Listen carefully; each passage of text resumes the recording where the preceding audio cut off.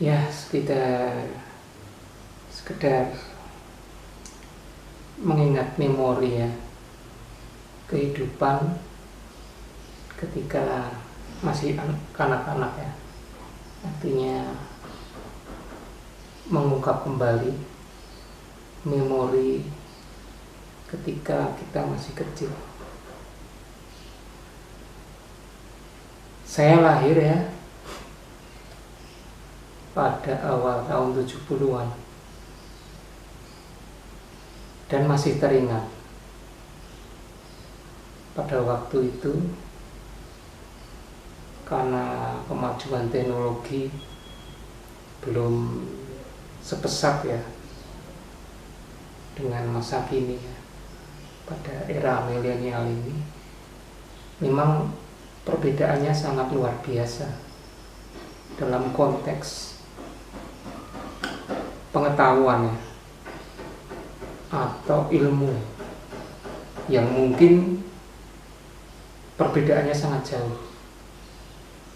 Bahwa ketika saya masih kecil, teknologi pada waktu itu memang sangat terbatas.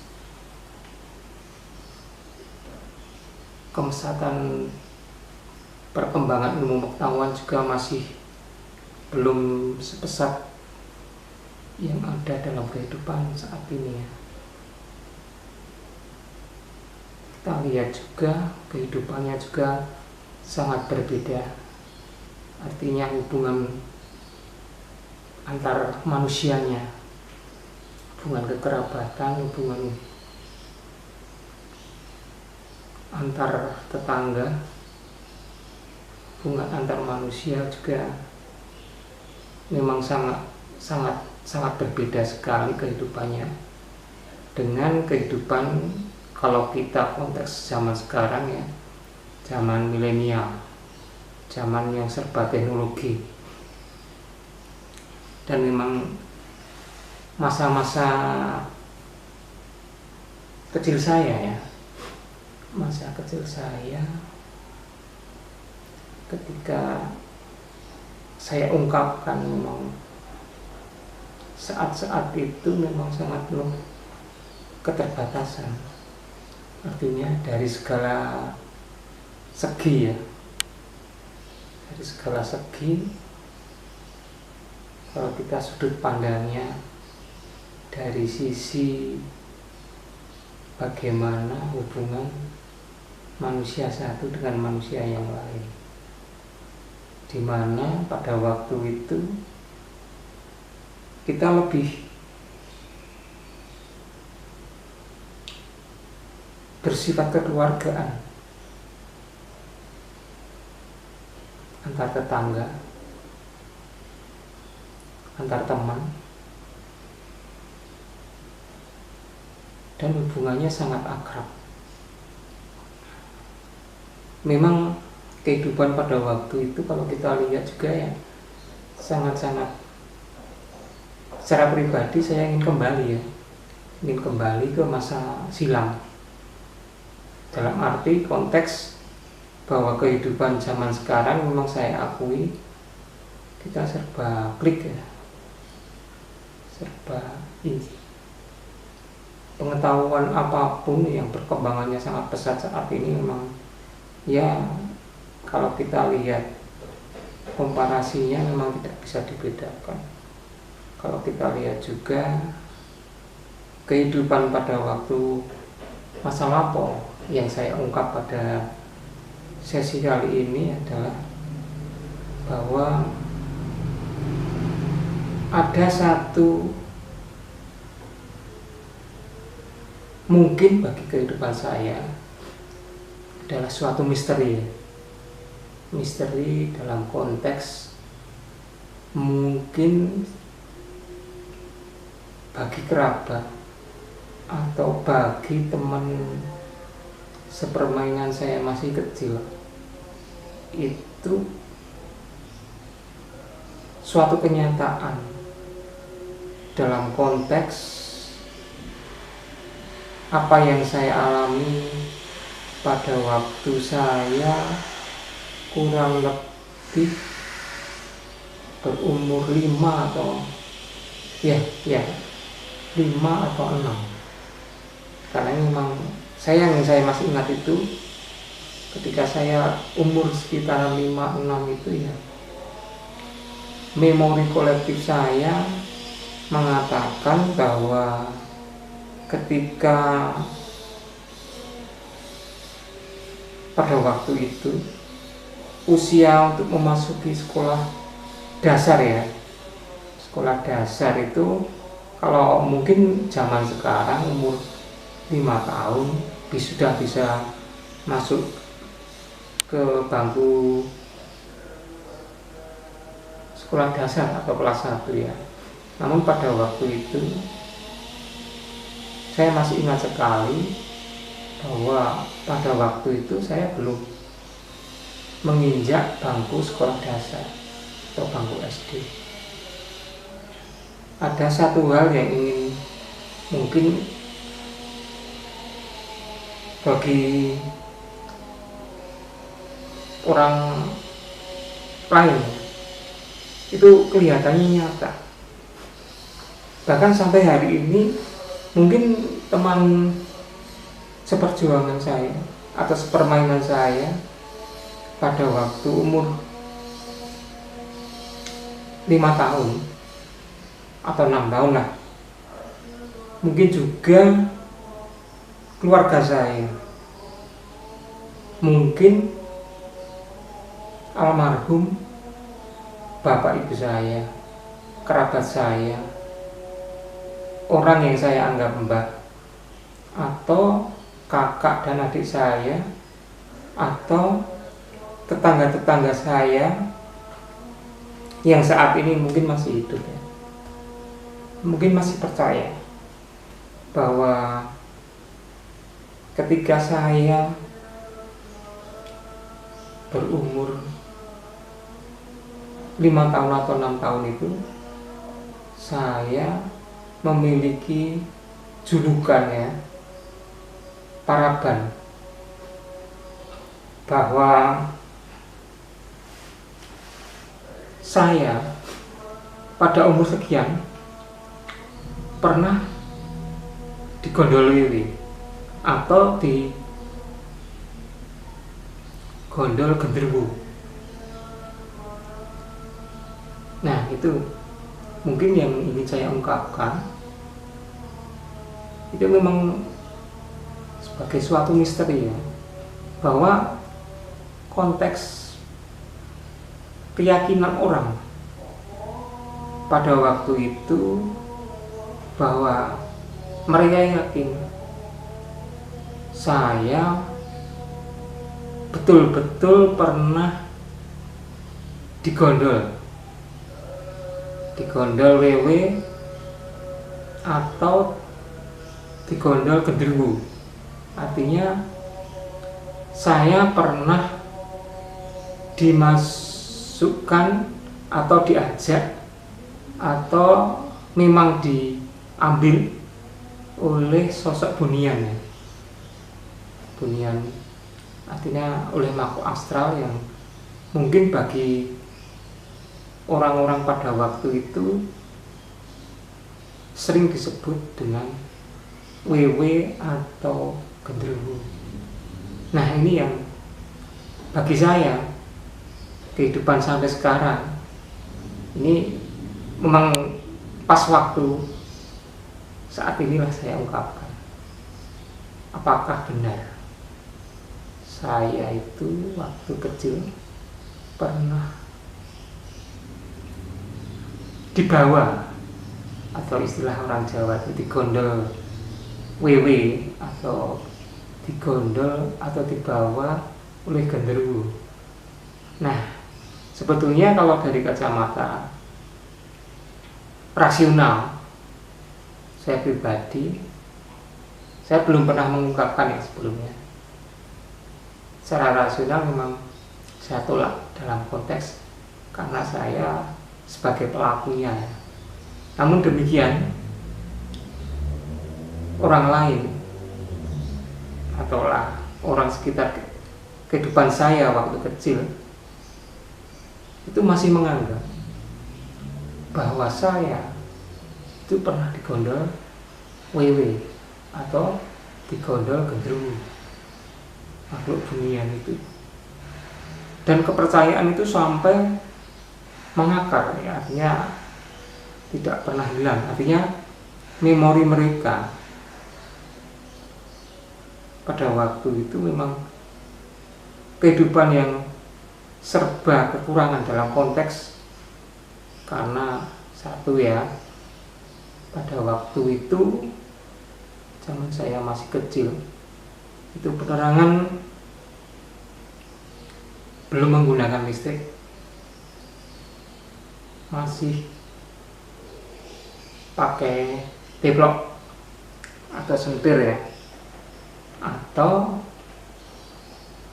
kalau di tempat mbah saya, keluarga saya pada waktu itu menggunakan petroma, artinya masih menggunakan minyak tanah atau spiritus ya untuk menghidupkan petroma. Kemudian perkembangan yang lain,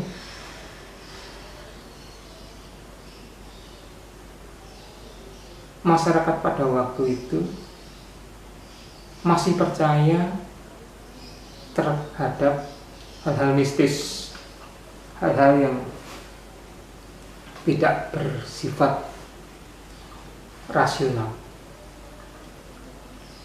Seperti misalnya pada waktu saya masih kecil, karena interaksi antar tetangga, antar teman, antar rumah itu begitu dekatnya. Jadi ada suatu kebiasaan pada waktu itu,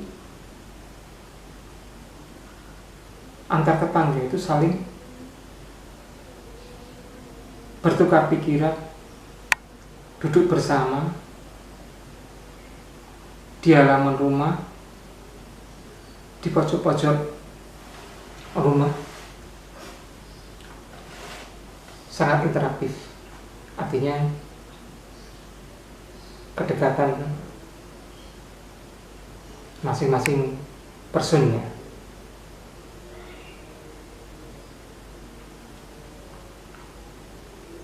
Demikian juga cerita-cerita mistis itu masih hidup ya.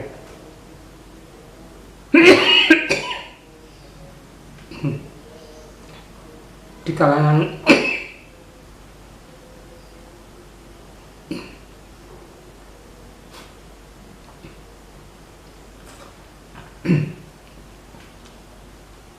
masyarakat pada waktu itu, bahwa kehidupan misteri itu dianggap masih begitu lekat. Contoh, mereka percaya terhadap adanya tuyul,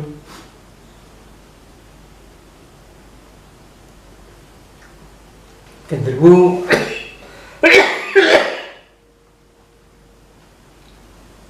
kuntilanak, atau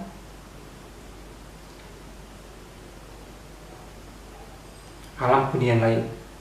Bahkan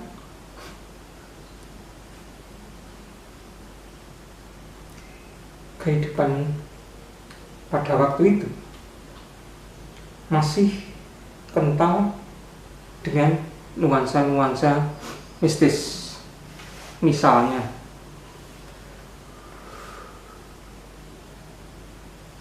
ada yang memiliki hajat sukitan,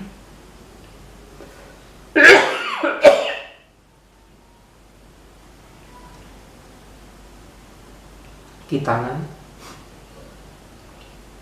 atau pernikahan,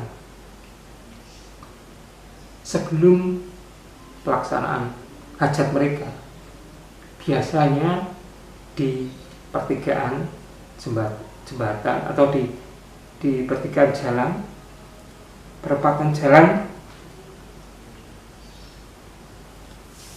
atau potong-potongan jalan, bahkan sampai ke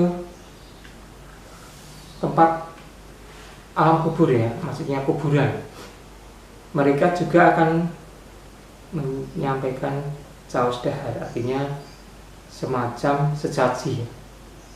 Nah ini kehidupan pada waktu saya masih kecil, kental dengan nuansa-nuansa yang begitu mistis. Nah, kembali ke bahwa saya memiliki, atau orang masih menyebut ya, saya pernah digondol wiwi atau dibawa wiwi, digondol gendruwo atau dibawa gendruwo ke alam mereka, alam astral atau alam bunian, alam yang tidak tampak. Nah, bagaimana sebenarnya yang terjadi di kehidupan saya pada waktu kecil? Apakah betul bahwa saya pernah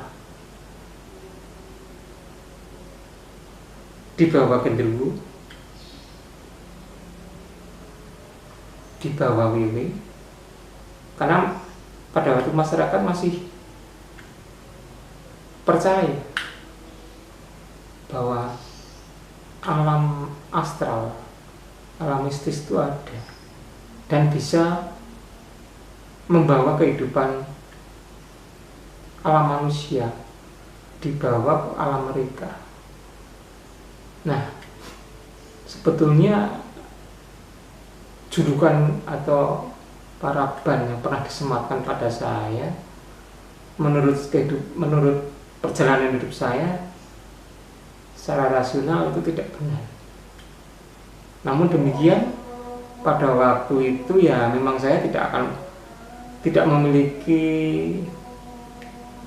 suatu kekuatan untuk membantah, suatu kekuatan atau upaya-upaya dari saya untuk menangkis anggapan bahwa saya pernah dibawa oleh alam lembut, oleh penghuni alam lembut, dibawa ke alam mereka. Nah, bagaimana ceritanya? Nah, ini yang perlu kan kami sampaikan, saya sampaikan pada sesi channel saya ini, kehidupan saya pada waktu itu. Apakah benar bahwa saya pernah dibawa ke alam lain, alam lembut, alam dunia maya?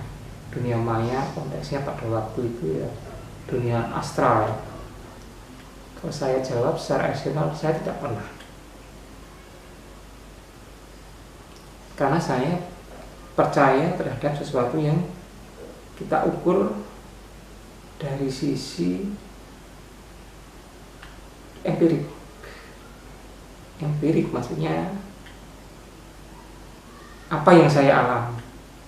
Saya memang kondisi pada waktu itu ya, kondisi pada waktu saya masih kecil, umur 5-6 itu kan ada kecenderungan untuk mencontoh orang yang sudah dewasa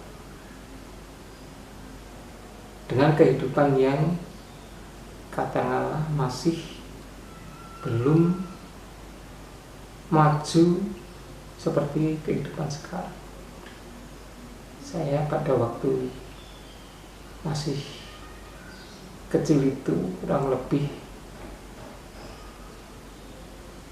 siang atau sore hari. Jadi karena waktu kecil dan melihat orang yang sudah dewasa ingin melakukan hal-hal yang sama, artinya mencontoh orang yang sudah dewasa. Nah, ketika siang atau sore tersebut, kan suasana pada waktu itu ya, kehidupan memang beda dengan zaman sekarang ya. Kehidupannya pada waktu itu tidak terbiasa dengan hal-hal yang berisik, artinya karena memang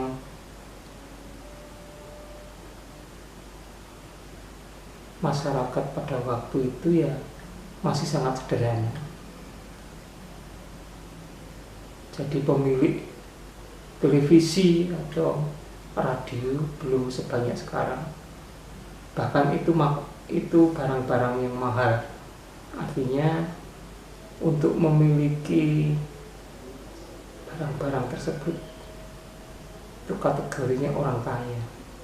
Dan masyarakat di sekitar saya pada waktu itu ya, di samping rumahnya masih banyak yang dari bambu atau kayu, dan jarang lantainya itu di semen atau di keramik seperti sekarang, masih tanah ya. Nah, kembali ke awal ya, awal cerita ini bermula. Kenapa saya kok dianggap pernah dibawa ke kehidupan alam lembut ya. Ya, pada waktu itu sekitar siang atau ya menjelang sore, karena saya sering melihat orang dewasa. Ayah saya adalah seorang perokok, kemudian mbah saya, mbah dalam arti ya orang yang dekat dengan keluarga saya, itu juga merokok. Demikian juga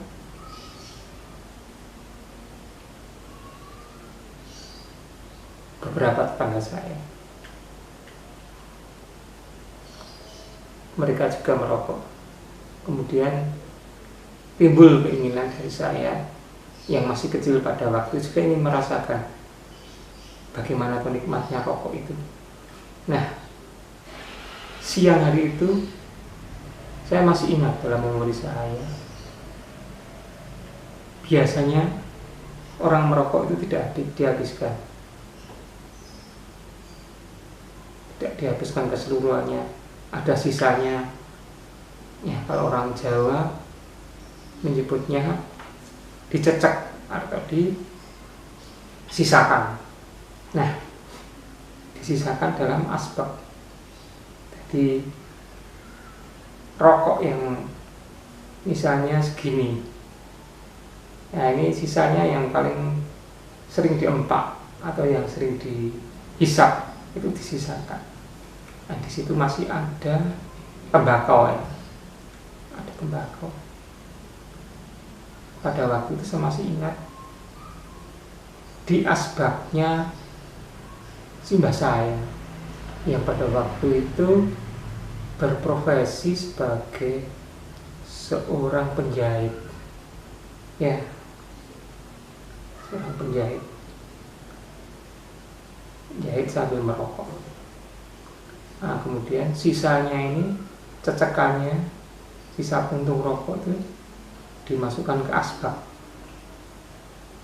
Nah, dari situ timbul keinginan saya untuk menikmati ya, bagaimana sih rasanya, nikmatnya orang merokok itu. Kemudian saya ngambil sisa puntung rokok itu. Nah, sisa puntung rokok itu saya ambil. Kemudian karena yang ada pada waktu itu ya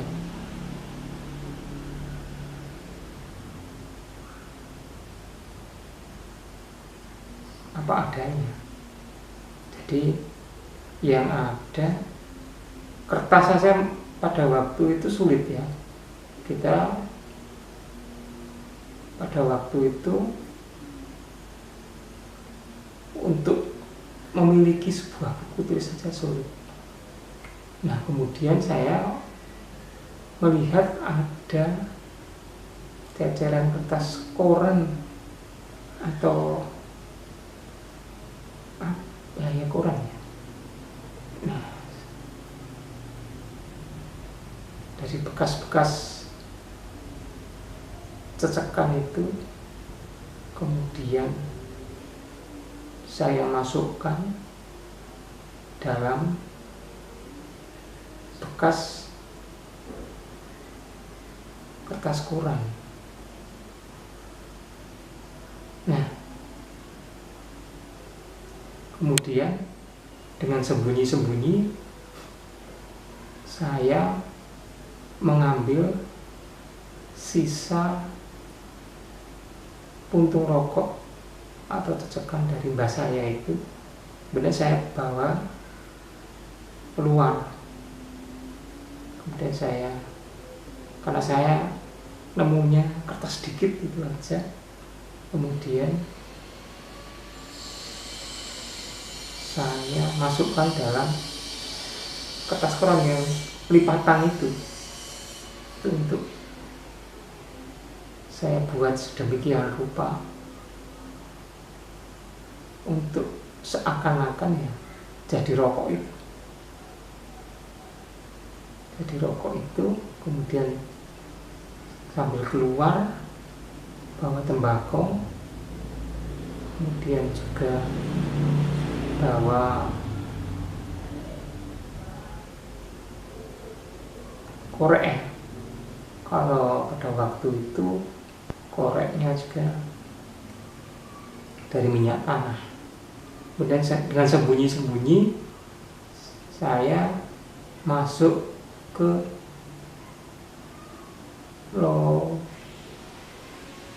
istilahnya apa ya, lompetan di antar rumah itu ada yang jalan kecil tersisa. Kemudian dari tembakau cecekan itu saya linting pakai kertas koran itu, saya buat sedemikian rupa ya, jadi seakan-akan ya saya menganggap pada waktu itu ya itulah rokoknya orang dewasa. Dan saya mencoba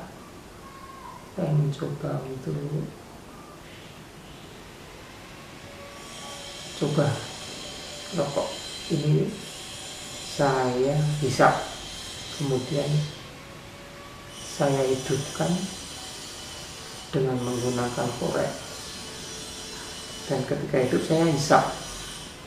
Nah, karena asik menghisap rokok itu tanpa sepengetahuan saya, ternyata ya ada tetangga yang melihat karena melihat saya yang asik merokok. Kemudian saya dimarahi, diancam, bahkan dibeden-bedeni ya, dalam arti ditakut-takuti oleh tetangga saya itu. Pada waktu itu saya masih ingat, tetangga perempuan.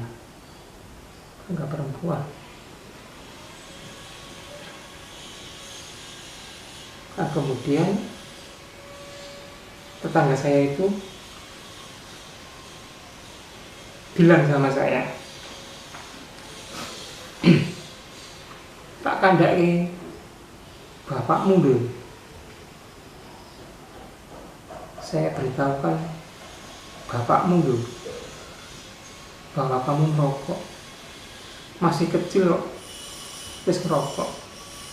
Masih kecil kok merokok. Itu yang disampaikan oleh tetangga saya. Tapi ketika menyampaikan itu ya nadanya datar, tidak ada gertakan, tidak biasa. Bahkan saya masih ingat itu sambil pergi, mungkin karena hanya tetangga, tidak ada hubungan darah atau kekeluargaan, mungkin ya sebatas karena saling tetangga, saling menegur. Jadi tidak ada pretensi apa-apa bahwa ancaman yang disampaikan itu akan disampaikan ke orang tua saya. Namun demikian bagi saya beda. Apa yang disampaikan oleh tetangga saya itu, ibu-ibu tersebut, bahkan bagai suara halilintar menggelegar yang membuat saya takut pada waktu itu, karena ternyata dikunangi atau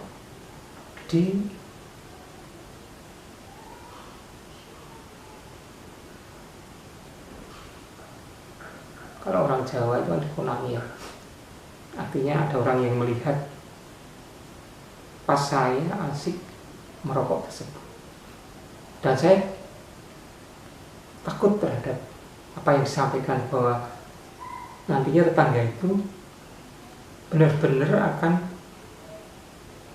menyampaikan kepada orang tua saya. Saya pada waktu itu benar-benar takut dimarahi oleh orang tua, oleh saya, terutama oleh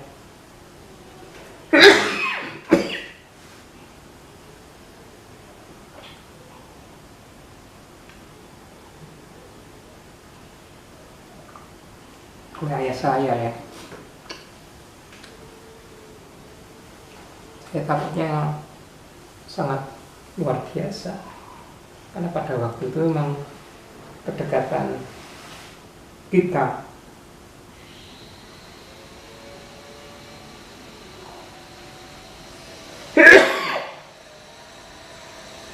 dengan orang tua itu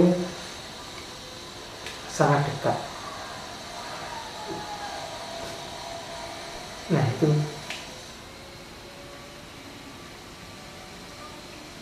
saking takutnya saya kemudian membuang rokok yang saya hisap itu dan bersembunyi. Ancaman itu begitu sangat menggelisahkan, sangat menakutkan, bahkan bikin saya itu shock luar biasa. Kalau benar-benar ayah saya tahu, orang tua saya tahu, saya pasti dimarahi. Untuk itu begitu tetangga saya pergi, saya juga langsung mengambil langkah 1000 ya untuk cepat-cepat bersembunyi, cari persembunyian. Nah, karena pada waktu itu rumah orang tua saya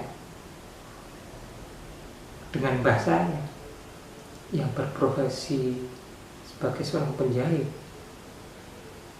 saling berhimpitan, dempetan, bahkan jadi satu ya, hanya dipisah oleh sekap. Kemudian saya mau pulang ke rumah, saya takutnya luar biasa. Kemudian saya mengambil kesimpulan pada waktu itu segera pergi ke rumah mbah saya. Pada waktu itu mbah saya sedang asik mengukur baju ya. Kalau profesinya sebagai seorang penjahit. Kemudian saya mengambil inisiatif genre ketemu biar tidak ditemukan oleh bapak saya makanya mengambil langkah untuk bersembunyi di kamar mbah saya.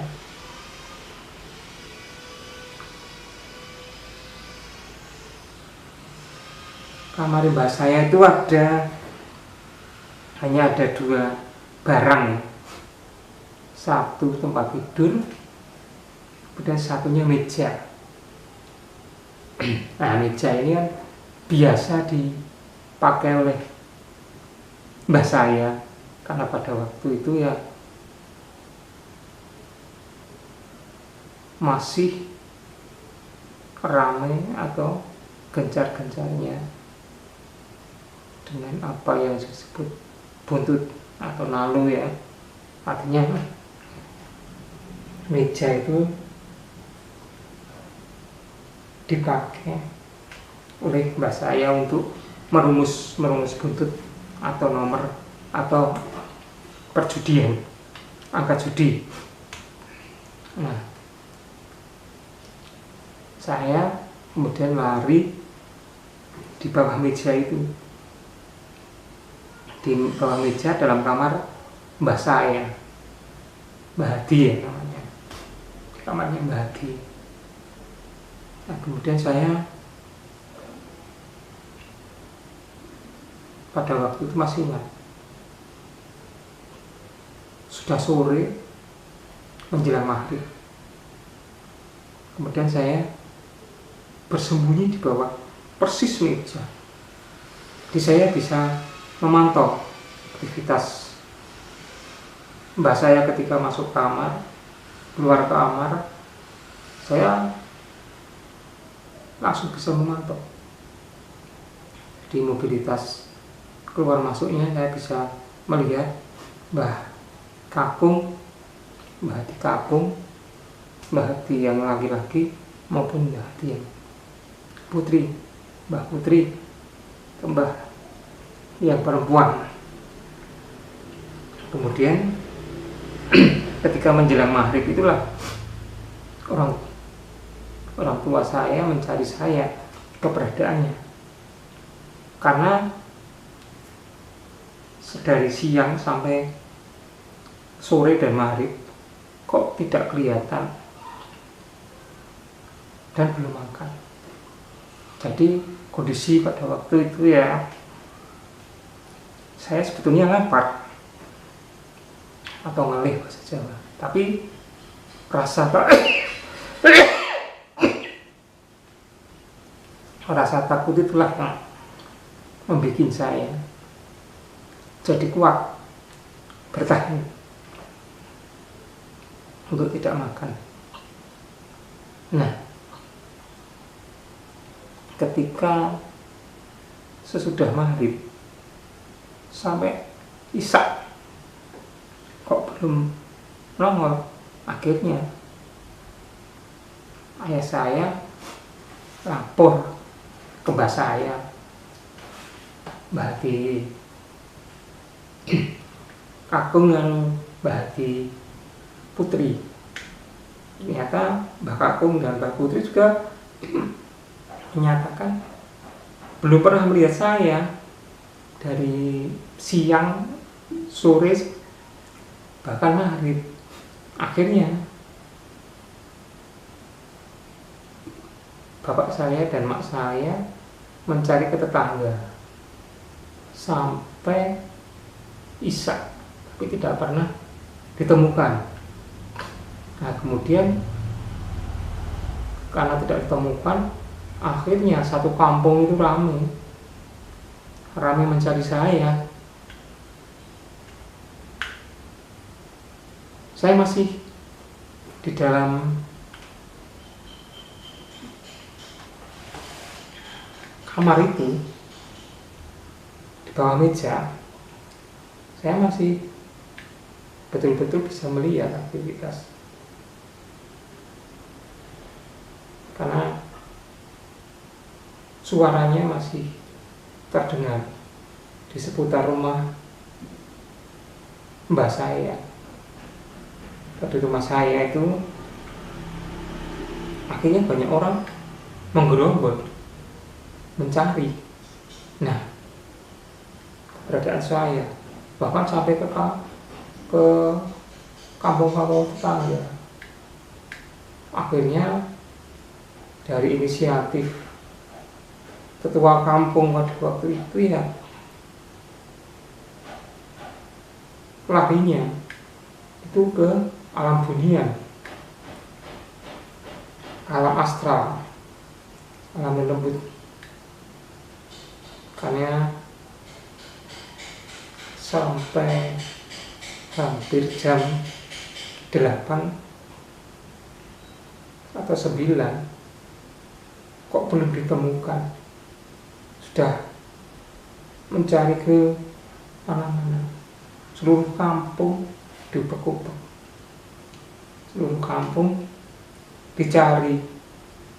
Semua teman sepermainan saya pada waktu kecil sudah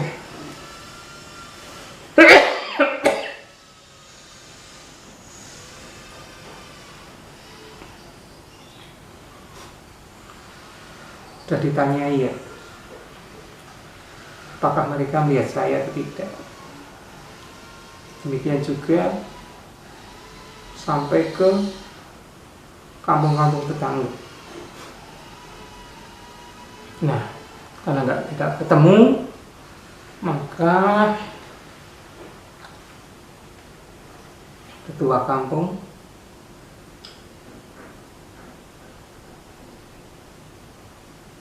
berinisiatif memakai metode lama, metode untuk mencari orang hilang, bahwa mereka berkesimpulan bahwa saya pasti diumpeti WW atau genderuwo. Ketua kampung pada waktu itu menyimpulkan bahwa saya disembunyikan oleh makhluk lembut yang mereka kenal sebagai WW atau genderuwo. Nah, saya padahal di dalam kamar, di bawah meja itu ya mendengar semua apa yang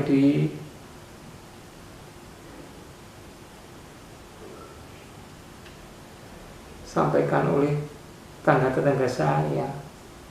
Saya masih bisa mengingat memorinya. Mereka saling melaporkan pencarian mereka ke teman saya, teman sepermainan, tetangga atau kampung itu dilaporkan oleh yang mencari, dan bahwa mereka tidak menemukan. Itu saya di dalam kamar mbah saya, di bawah meja dalam kamar mbah saya itu saya betul-betul bisa mendengar, bisa melihat aktivitas mereka. Karena saya di samping mendengar juga melihat, mengintip ya, karena memang pada waktu itu kamar itu belum berbentuk bata, maksudnya masih dari kayu atau bambu, sehingga kita masih bisa melihat apa kejadian apa yang ada di luar sana. Saya juga masih lihat, hanya memang tidak seterang ya kan, karena memang tidak ada listrik pada waktu itu. Penerangan masih ada yang menggunakan sentir, keplok, Di rumah bahkan obor atau oncor. Jadi di luar itu kondisi ya gelap. Namun kejadian itu saya bisa melihat bahwa saya ya duduk di situ, artinya ada di dalam kamar tersebut. Saya tidak di istilahnya dibawa atau diumpet atau di gondol atau dibawa oleh apa yang disebut dengan genderuwo atau wewe.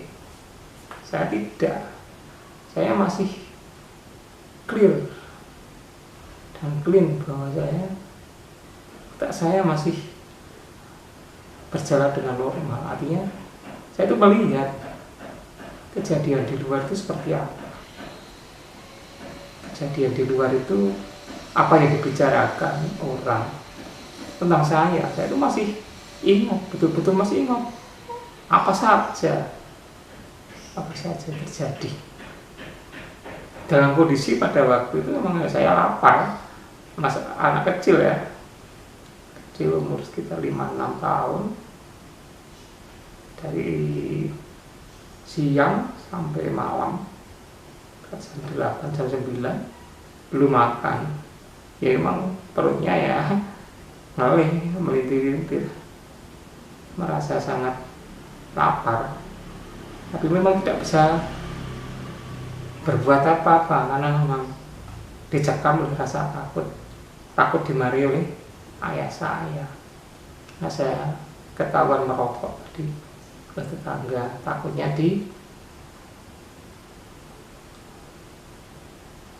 disampaikan oleh tetangga saya kepada ayah saya, sehingga saya takut kalau betul-betul nanti saya dimarahi oleh orang tua saya, bapak saya. Nah, kemudian saya juga masih ingat tetangga saya itu ikut nyari, tapi ternyata tetangga saya yang menemukan saya merokok itu tidak pernah ngomong bahwa tadi dia melihat itu merokok, tidak. Ya hanya tadi siap ketemu, tadi saya lihat di sini, tapi tidak pernah membahas bahwa saya ketemu oleh merokok. Ternyata ya tetangga saya itu hanya mengancam sebatas ancaman orang dewasa ya, ancaman untuk mendidik bahwa masih kecil dalam merokok, gitu aja ya. Intinya rasa kasih sayang sebetulnya, rasa iman ya, masih kecil merokok. Ya itu sebetulnya tetangga ibu itu tadi yang melihat saya merokok tadi tidak pernah menyampaikan masyarakat bahwa saya tadi ada di sini rokok, tidak. Ternyata saya ketika masih dewasa saat ini atau setelah bertahun-tahun waktu itu hanya sebuah rasa kasih sayang ya, seorang tetangga melihat kita kok merokok. Ketika bahasanya juga ingin mendidik kita. Nah, akhirnya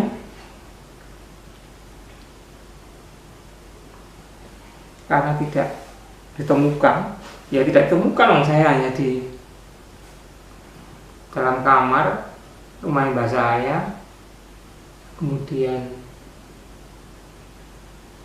di bawah meja. Bahkan mereka tidak pernah masuk melihat itu. Mbak saya juga tidak punya ide. Coba Kak melihat kamar, Kak melihat longgangan atau di bawah kasur atau di bawah dipan, apakah dia tidak. Itu juga mbak saya, bapak saya juga tidak pernah terlintas. Dan saya yakin kalau mbak saya, bapak saya, orang tua saya masuk kamar dan melihat di bawah dipan atau tempat tidur, pasti melihat saya. karena saya ada di meja betul-betul di pojokan itu. Hanya memang yang sangat membantu ya, karena pada waktu itu belum ada listrik, masih penerangannya sangat sederhana, keplok, termak, oncor, obor. Nah itu tidak membantu. Nah, tidak, di dalam kamar itu juga tidak ada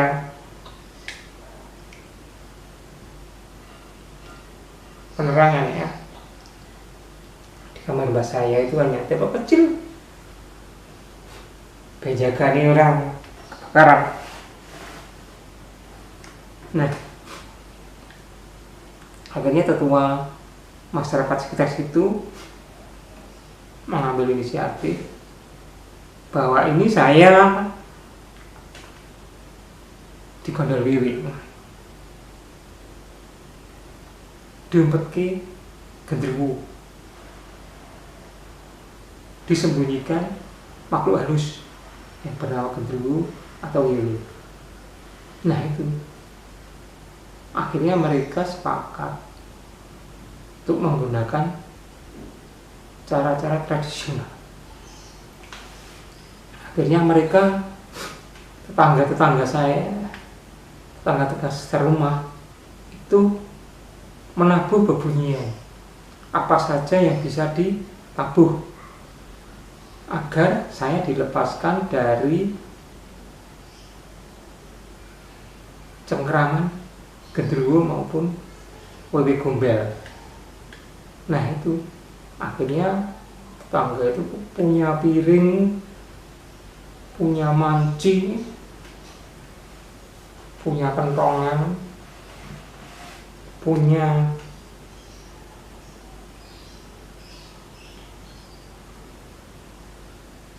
lesung, bunyikan semua.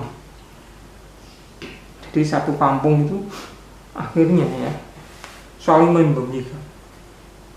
Bunyinya juga keras, tek tek tek tek tek, tang tang tang tang, tok tek tok tek tok tek, tang tang tang tang tang, tok tek tok tek tok tek, sambil bawa obor. Bahkan mereka sambil berteriak-teriak menyuruh genderuwo atau wiwi itu ya agar melepaskan saya dari cengkeramannya, dari makhluk dunia. Saya akan dilepas. Bahkan tindakan dari tetangga-tetangga saya itu ya banyak yang mencari saya di pohon-pohon tinggi. Ada pring, ada beringin, pohon beringin, pohon bambu, pohon nangka, pohon mangga.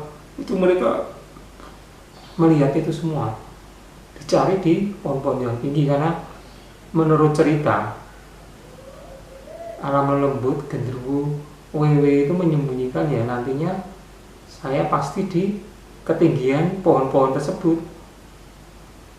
Nah pasti, nah itulah sampai malam itu ya, sampai jam tengah malam ya. Tapi saya tidak tahu jamnya pada waktu itu, nggak jelas, sampai tengah malam. Saya masih ingat itu lama sekali. Orang memukul, menabuh bebunyian apa saja, pring, kentongan, piring, wajan, gelas,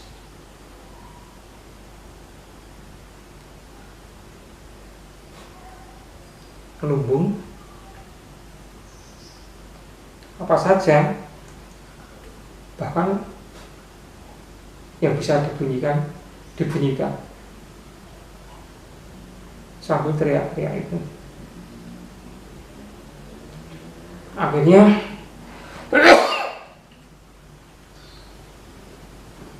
sampai tengah malam itu. Saya masih ingat sampai tengah malam itu karena saya tidak kelihatan mereka menghentikan aktivitasnya, tapi masih mencari. Nah, disitulah lama-kelamaan saya juga bersembunyi karena belum makan minum. Akhirnya ya anak kecil ya, lapar, rasa lapar, rasa haus itu akhirnya menghinggapi saya, karena saya ya sudah tidak ada. Lama-kelamaan itu rasa takut terhadap bapak saya hilang. Tadinya begitu kuat mencekram, saya takut terhadap dimarahi oleh ayah saya. Saya akhirnya karena rasa lapar,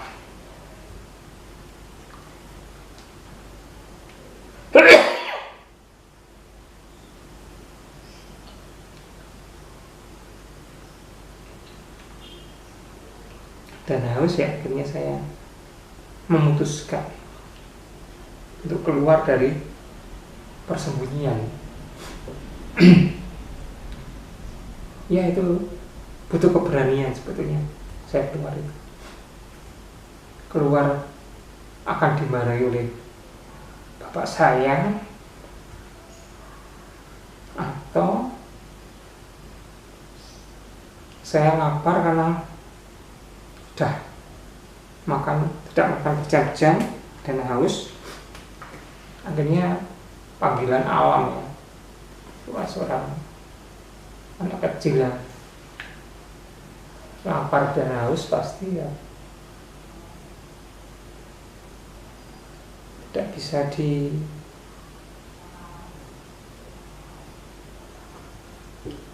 betah-betah ya, dikuat-kuatin atau akhirnya ya mengambil keputusan ya untuk keluar. Ya karena rasa lapar dan haus itu ya yang akhirnya membuat saya berani untuk keluar dari tempat persembunyian. Karena ya saya masih kecil pada waktu itu, ya perut saya tidak bisa ditahan dari rasa lapar dan haus.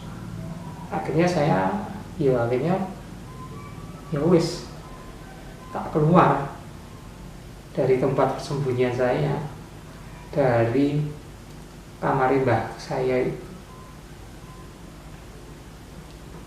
Dan ya saya sudah tidak ada rasa takut terhadap ancaman, nanti takutnya saya dimarahi oleh bapak saya. Ya sudah, saya lapar, saya haus, dan saya harus keluar dari tempat persembunyian saya, dari kamar mbah saya yang ada di meja itu. Ya sudah, saya akhirnya keluar. Nah, ketika keluar itulah rumah mbah saya sepi karena pada mencari kemana-mana. Mbah saya, kemudian bapak saya itu juga pergi. Akhirnya tidak ada di rumah mbah saya. Mereka keluar mencari kemana-mana. Karena rumah sepi, kamar sepi, ya akhirnya saya keluar rumah. Ternyata di luar itu saya masih ingat yang ada, yang masih tersisa, yang masih nunggu itu ya Mas Mo, istrinya Mbak Tina itu ya. Ternyata Mas Moh yang pada waktu itu berprofesi sebagai seorang tentara itu juga baru, sebenarnya Mas Moh ini juga mencari kemana-mana, artinya mencari keluar kemana-mana, mencari saya. Tapi pada waktu itu Mas Moh ini kok pulang, pas pulang karena berhadapan-hadapan rumah dengan mbak saya, akhirnya pas saya keluar Mas Moh keluar. Nah, dia kaget, loh kowe gitu, bilang gitu, kowe digoleki lho, kamu dicari, cari mbahmu, cari bapakmu, kowe digondol ewe ya, kamu disembunyikan oleh makhluk halus, wewe karo gendruwo ya, terus bali kowe. Nah, akhirnya Mas Moh ini juga sampai hari itu tetap yakin bahwa saya itu tetap disembunyikan oleh makhluk halus, gendruwo atau wewe, karena yo momentumnya yo bisa ngepasi gitu ya. Saya ngepasi gimana ya, gabruk, saya pas keluar rumah langsung itu keluar, jadi seakan-akan ya saya dikembalikan oleh gendruwo atau wewe itu pas sepi, tidak ada orang, karena orangnya pada mencari ke berbagai tempat ya, tidak ada orang yang ada di sekitar rumah itu, tidak ada. Jadi seakan-akan Mas Moh tetap dalam pikirannya itu dibalik pas sepi, tidak ada orang, dan menganggap bahwa saya itu dikembalikan ya karena ada ketabuhan. Nah, itu yang ada di mindsetnya Mas Moh yang pertama kali ketemu sama saya, itu bahwa saya dikembalikan karena faktor ada ketabuhan itu. Tapi sebenarnya tidak. Saya keluar karena lapar, saya karena haus. Anak kecil 5 tahun, 6 tahun, dan saya selama bersembunyi itu ya normal-normal saja, tidak ada orang lain selain saya, karena memang saya takut ya dimarahi oleh bapak saya, dan saya menerima aja, ya sudah, memang saya masih kecil, tidak memiliki kekuatan alibi untuk menolak. Mas Moh sih bilang, oh ya sudah, karena sudah dipulangkan ya wes. Akhirnya Mas Moh itu berlari ke sana kemari memberitahu bahwa saya sudah dikembalikan oleh gendruwo atau wewe ke rumah mbah saya. Nah, itu ceritanya seperti itu. Mas Moh aja yang ketemu sama saya ya, gabruk gitu, masih menganggap tadi kembalikan oleh makhluk halus, wewe atau gendruwo. Dia tidak berpikir secara logik atau rasional, tidak menanyai kowe nang ndi wae, kamu kemana saja, kamu sama siapa, tidak. Dia berpikir ya sudah dikembalikan, sudah bersyukur. Akhirnya saya ambilkan minum ya Mas Moh, kon ngombe, padahal saya haus,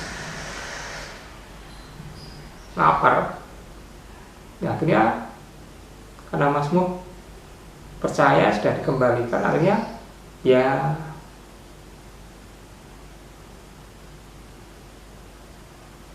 mengambil langkah untuk menyampaikan, mencari bapak dan mbak saya, bahwa saya sudah dikembalikan menurut mereka ke alam dunia dari alam lembut. Ya, itu kepercayaan, saya tidak menyalahkan ya. tidak apa-apa, biasa-biasa saja, karena itu ya sudah kepercayaan masyarakat pada waktu itu. Nah, ketika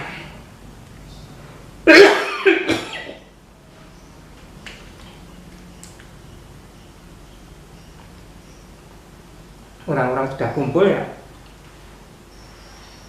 bersyukur bahwa saya sudah dikembalikan ke alam nyata. Mereka tidak berpikir logik, rasional. Bahkan bapak saya terharu.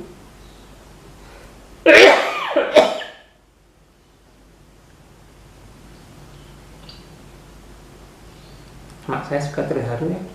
Mbah saya juga. Saya kembali dengan selamat.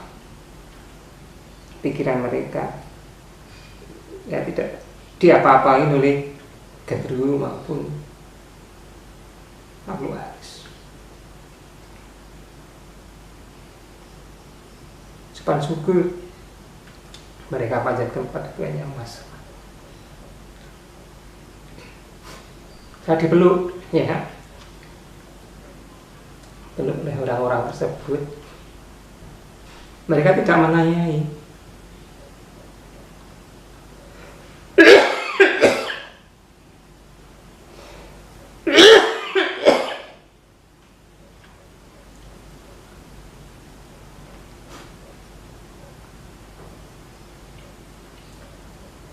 Mereka tidak menanyai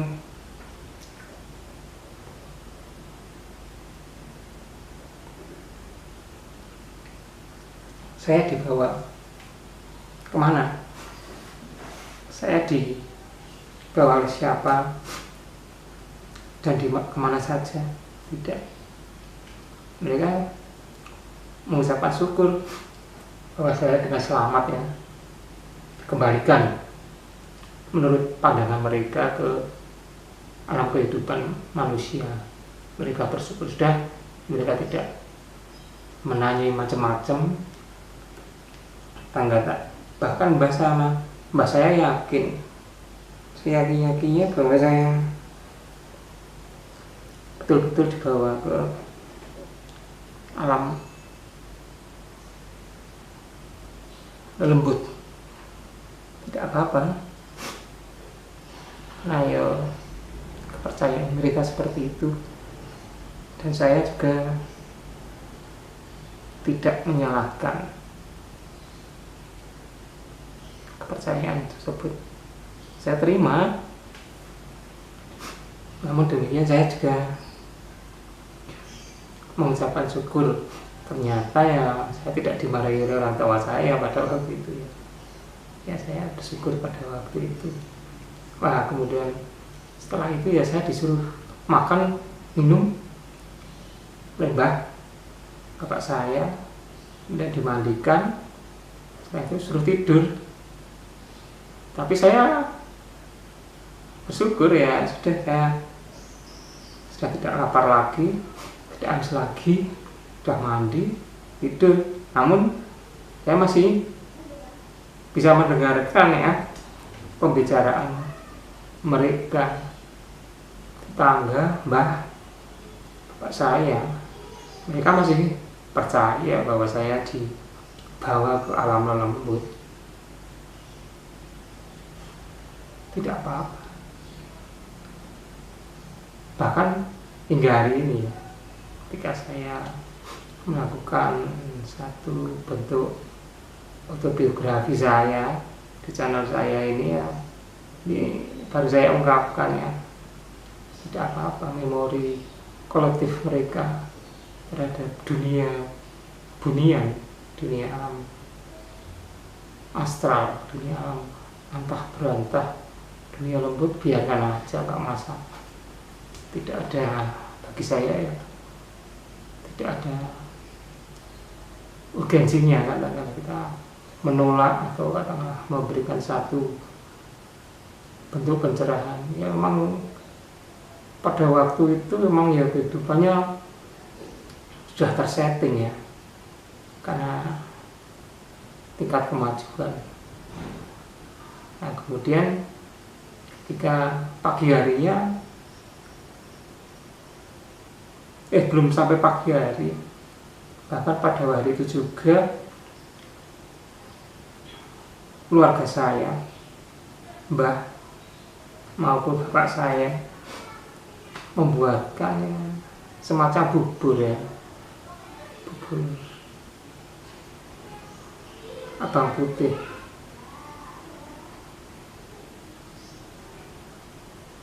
Dilanjutkan esok harinya juga sama, membuat bubur ya, sebagai tanda bersyukur bahwa saya sudah dikembalikan ya ke alam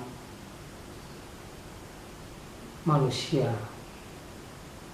Nah kemudian ya keesok harinya, wah saya ditanyai macam-macam, beragam, atau seluruh tetangga itu kalau ketemu saya ya disuruh saya suruh menceritakan bagaimana ya pengalaman saya di dunia astral itu ya, di bawah genderuwo atau wewe ya. Jadi saya banyak ditanya macam-macam lah. Kamu kue ning kono ketemu harus apa wae? Kamu di sana, di alam sana itu ketemu sama makhluk berupa apa? Kamu di sana itu di mana? Kamu di sana itu kowe ning kono itu ya karo sapa wae, ketemu sapa, dijak apa wae. Kamu di alam sana itu dibawa kemana saja, bersama siapa, dan disuruh makan atau minum atau tidak. Kemudian ditanyai apa aja, kehidupannya sana seperti apa, alam kono itu kaya apa, alam dunia ini genderuwo, dunia ini wewe gombel itu seperti apa. Mereka juga ingin tahu keadaannya itu seperti apa, kehidupannya itu seperti apa, apakah kehidupannya itu juga sama dengan manusia atau beda, atau bahkan ada yang menanyakan saya kowe disimpen nang ndi, kamu disembunyikan di mana, kowe nang kayak dewet ngendi, kamu dibawa ke pohon yang mana itu. Nah itu pada pagi harinya ya. Pertanyaan-pertanyaan itulah yang ditanyakan kepada saya, dan saya itu pada waktu itu ya tidak menjawab. Saya ditanya satu persatu ya jawab saya diam aja, nggak tanya. Tapi tetangga-tetangga saya memaklumi bahwa saya tidak menjawab ya, tidak mengiyakan apa itu, bahwa mereka percaya karena saya di bawah alam sana itu ya, ibarat orang itu ya di bawah pengaruh mereka ya, di bawah pengaruh alam astral. Artinya kita dibawa secara tidak sadar dan kita sulit mengingat-ingat. Itu kepercayaan tetangga saya. Karena saya tetap masih percaya, mereka masih percaya, saya tetap sampai hari ini. Bagi orang-orang yang menyaksikan peristiwa itu ya, mereka pas percaya saya pernah di gondol wewe atau gondol genderuwo, bahwa saya pernah dibawa oleh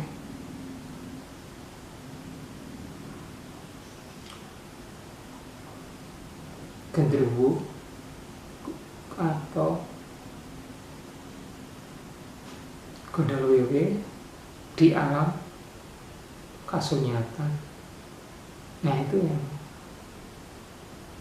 saya juga ketika ditanya saya tidak pernah berbicara dalam arti menjawab sepatah dua kata.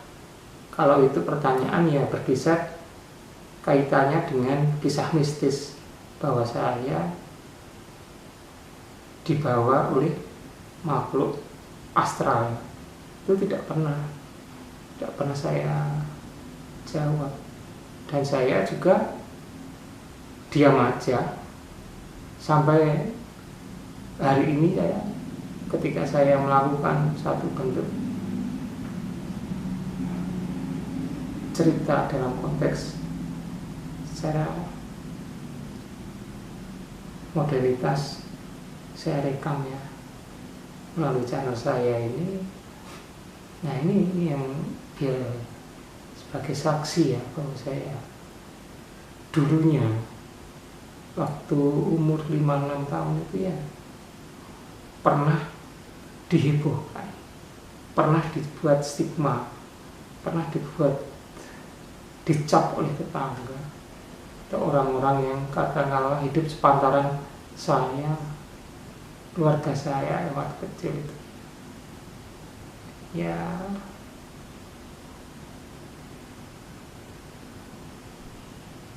saya dianggap pernah di gondol wewe, gondol genderuwo. Padahal kalau kita lihat dari bentuk kampung saya, tempat tinggal mbah saya, bapak saya itu padat. Jadi ya di tengah perkampungan orang gitu, Magelang, tingkat kepadatannya sangat tinggi ya. Sudah tidak ada jarak antar rumah, artinya ya saling berdempetan, saling antar tetangga itu ya berhadapan-hadapan. Namun demikian ya tingkat kepercayaannya ya masih sama dengan alam pedesaan. Mereka masih percaya terhadap hal yang takhayul, irasional, tapi nggak masalah. Ya, satu hari setelah itu ya saya masih bentuk rasa syukur ya. Orang tua saya di samping membuat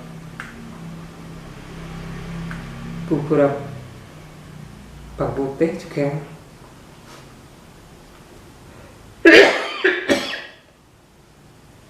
selamatkan ya kenduri, selamatkan kenduri dengan cara sederhana. Membuat bacaan itu sebagai tanda rasa syukur pada Tuhan Yang Maha Esa, Allah SWT, bahwa saya diberikan kesehatan, tidak ada kurang suatu apapun. Saya dikembalikan ke alam kehidupan nyata. Nah itu sampai bertahun-tahun ya, bertahun-tahun saya masih diberi stigma itu. Bahkan ketika saya masih dewasa, sudah sekolah SD, SMP, SMA, bahkan kuliah, tangga-tangga yang pada waktu itu ikut mencari ya, ikut menyaksikan bahwa saya tidak ada di rumah mbak saya, tidak ada di rumah bapak saya, dan menyatakan saya di gondol wewe, gondol genderuwo. Itu ketika ketemu ya masih cerita seperti reuni itu ya, seperti reuni menceritakan bahwa saya pernah di Gondol Wiwit ya, pada waktu kecil ya di Gondol Genderuwo. Nah, seperti itu sering diungkapkan, utamanya ketika lebaran, saling sungkem, saling bertemu. Nah, ini sering dilonggarkan. Loh, wit iki wiwit iki sing biyen wis tau digondol wiwit, wis tau digondol genderuwo. Kapan itu muncul?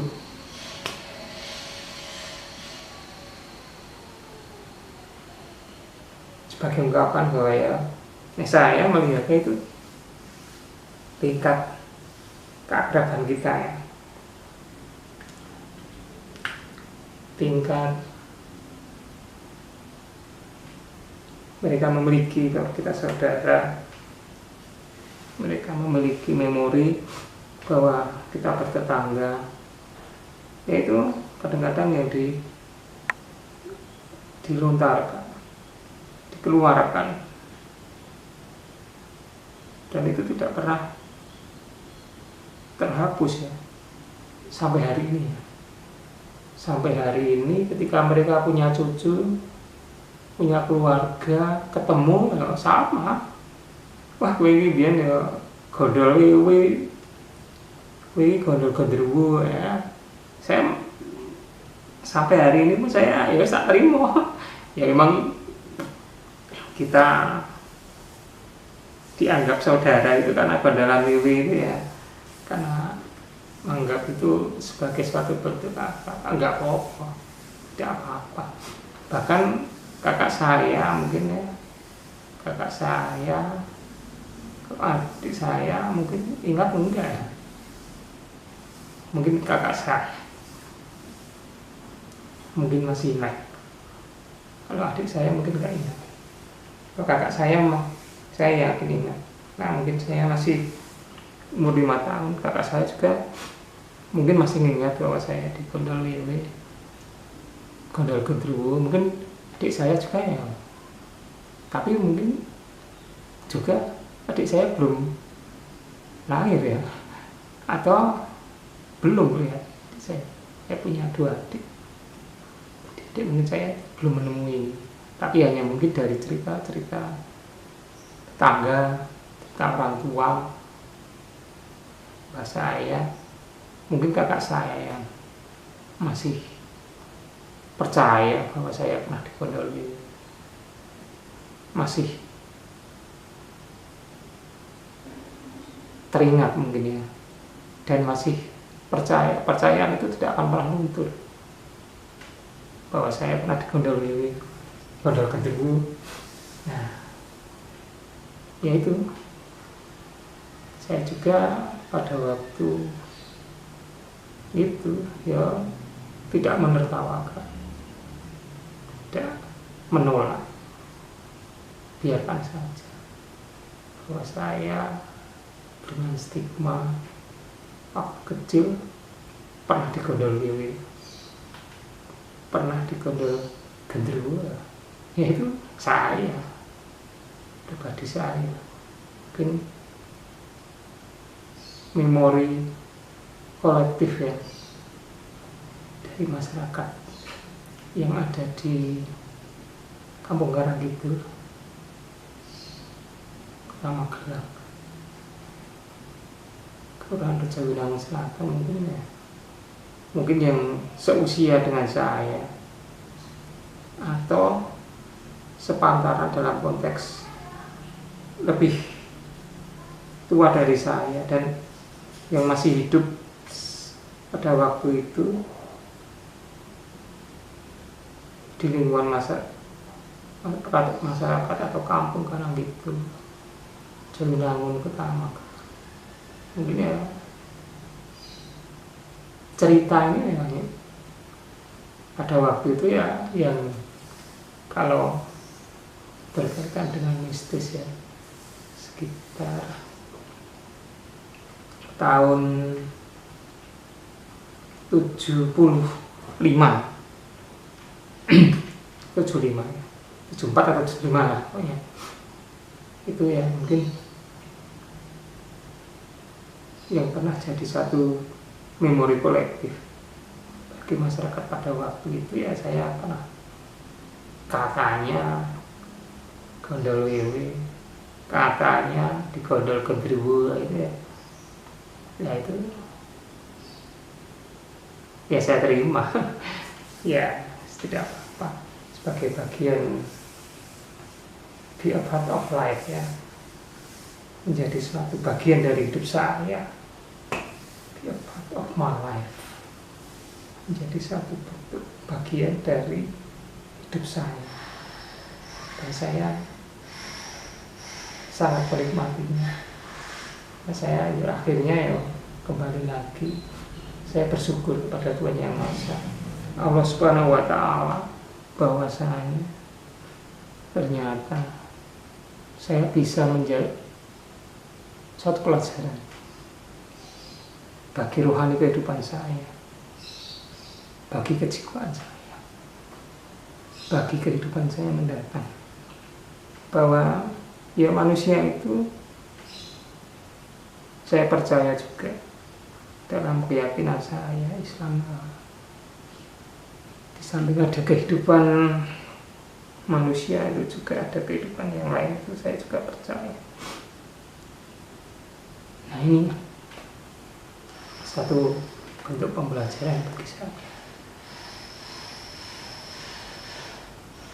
dan saya juga yakinnya bahwa julukan saya waktu masih kecil pernah digondol wiwi, saya waktu kecil pernah digondol gendruwo, itu juga menjadi suatu takdir ya dari Allah, dari Tuhan Yang Maha Esa, jadi suatu cerita tersendiri bagi masyarakat yang pernah hidup dengan saya, pernah hidup dengan keluarga saya pada medium tahun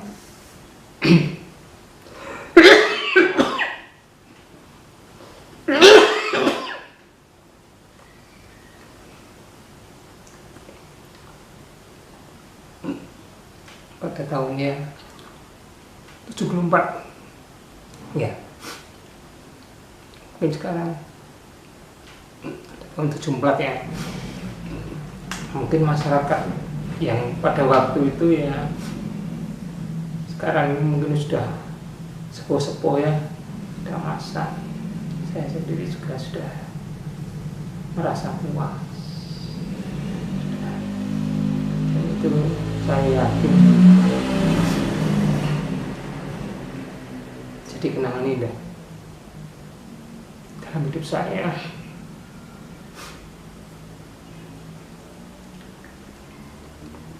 dan yang tidak bisa dilupakan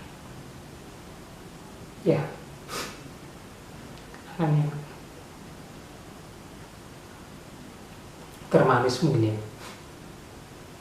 bagi saya dan keluarga saya, bahwa saya pernah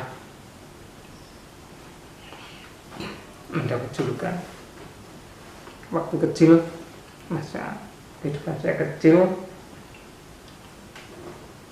bahwa saya pernah